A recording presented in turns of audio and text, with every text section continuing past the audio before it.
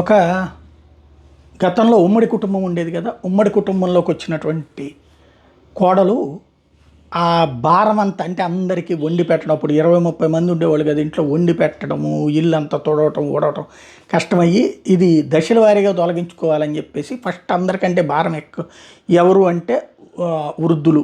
వాళ్ళని నానా మాటలు అనేసిందట.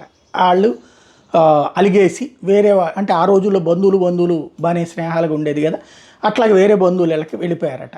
అంటే కొడుకుల వైపు నుంచి కాకుండా కూతుళ్ళ వైపు దగ్గరికి, లేకపోతే కూతుళ్ళ దగ్గర ఎన్నుకున్న వాళ్ళు కొడుకుల దగ్గరికి వెళ్ళమో అట్లా వెళ్ళిపోయారట.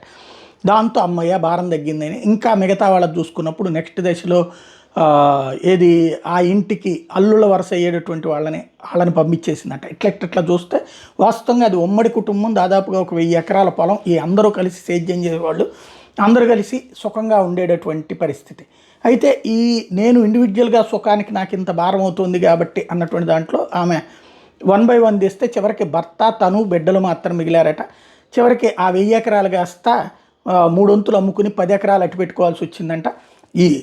ఏది వ్యవసాయాన్ని చేయలేనటువంటి పరిస్థితుల్లో, ప్లస్ వ్యవసాయం నష్టం వచ్చినటువంటి పరిస్థితుల్లో. ఇది ఎందుకు చెప్పాల్సి వస్తుందంటే ఇప్పుడు ట్రంప్ పరిస్థితి అదే అవుతుందా?